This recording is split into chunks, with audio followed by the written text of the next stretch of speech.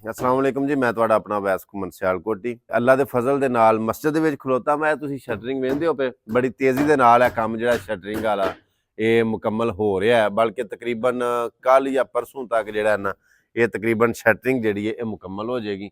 और जिहड़ा काम थोड़ा थोड़ा रहिंदा है वो मतलब सीढ़ी वाला काम है वो भी है उत्ते जिहड़ा सारा मुकम्मल होना है। फ्रेम वगैरह शटरिंग वाला काम 2-3 दिनों दे विच मुकम्मल हो जाएगा। साडे पाकिस्तानी जिहड़े बाहर दे मुल्क ने या पाकिस्तान ने जिहड़े वीडियो वेंदे ने पे जिहड़े सुनदे ने पे उन्हां सारे अगे इस चीज़ की अपील है कि अपने अपने हिस्से का तावन करो। अल्लाह पाक तुहानूं जज़ाए खैर अता फरमावे। मैं अगे भी किन्नी वारी ये गल कीती है कि जो कुछ काम होया तुहानूं नज़र आउंदा पिया ये सारा मैं अपने पल्लियों नहीं कराया। ये तुहाडे साथियां दोस्तां दे तावन नाल मिल जुल के ते आपस दे विच ये इतफाक इतिहाद सलूक दी वजह तो ही ये सारिਆਂ असां मिल के ते इत्थों तक काम कीता। हुण ਉਹ ਸਾਰੇ ਸਾਥੀ ਮਿਲ ਕੇ ਤੇ ਇਹ ਜਿੰਨਾ ਇਹਦੇ ਵਿੱਚ ਮਟੀਰੀਅਲ ਚਾਹੀਦਾ मतलब सरिया चाहिदा है, बजरी चाहिदी है, इस तरह सीमेंट चाहिदा है, फिर भराई वास्ते फिर वो इलैक्ट्रीशियन दे जिहड़े बिजली दे पैप पैणे ने ये सारा कुल मिला के ते ये लखां दा काम है, कोई सौवां दा हज़ारां दा काम है नहीं ना।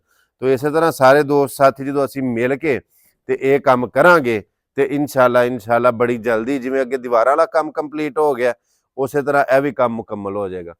हुण इस तरह यह माशाअल्लाह सीढ़ी की जिहड़ी शटरिंग है ये भी तकरीबन तैयार हो ही गई है।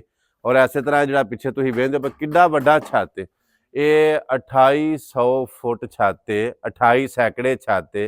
इहदे विच मटीरियल की जरूरत पैनी है, यानी कि 70 मन सरिया होना, 250 बोरी सीमेंट की चाहिए है, रेत चाहिए कोई 6-7 ट्रालियां, इस तरह बजरी चाहिए है, फिर भराई वास्ते वो सारा कुल मिला के ना तकरीबन 14-15 लाख रुपया एस्टीमेट बन जाता है।